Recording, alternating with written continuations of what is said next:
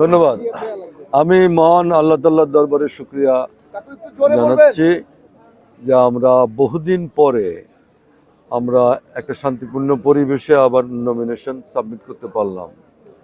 আমরা সবাই জানি বাংলাদেশে দীর্ঘদিন যাবৎ, গত 17 বছর যাবৎ মানুষের গণতন্ত্রহীনতা, ভোটাধিকার হরণ করে গোটা রাষ্ট্রকে একটা অকার্যকর রাষ্ট্রে পরিণত করার একটা প্রচেষ্টা চলেছে।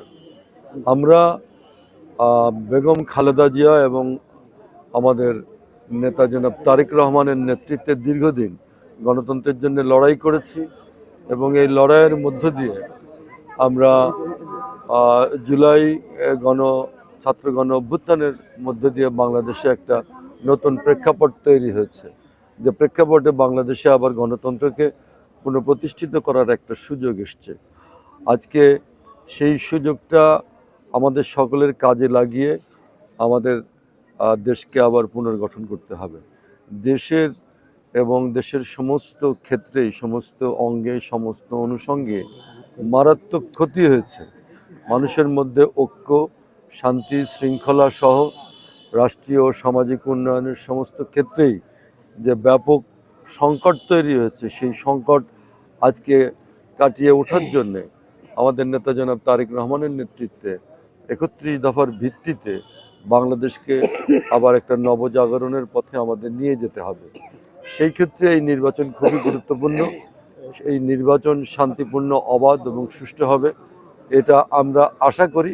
কারণ রক্তস্নাত একটা পথে আমরা দাঁড়িয়ে আছি।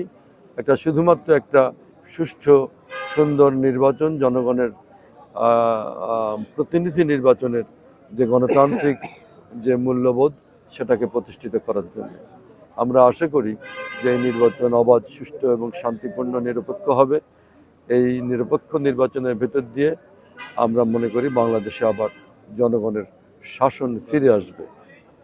আর আমরা বাংলাদেশ জাতীয়তাবাদী দল, আমরা জনাব তারেক রহমানের নেতৃত্বে আমরা অবশ্যই মনে করি যে বাংলাদেশ জাতীয়তাবাদী দলের পক্ষে সারা দেশের মানুষ তাদের রায় দিবে। আমাদের মনে হয়েছে সারা দেশের মানুষ জাতীয়তাবাদী শক্তি, এই বাংলাদেশ জাতীয়তাবাদী দল, তাকে সমর্থন দেওয়ার জন্য উন্মুখ হয়ে আছে।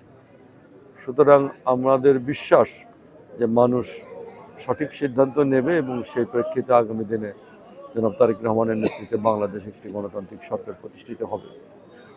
ধন্যবাদ।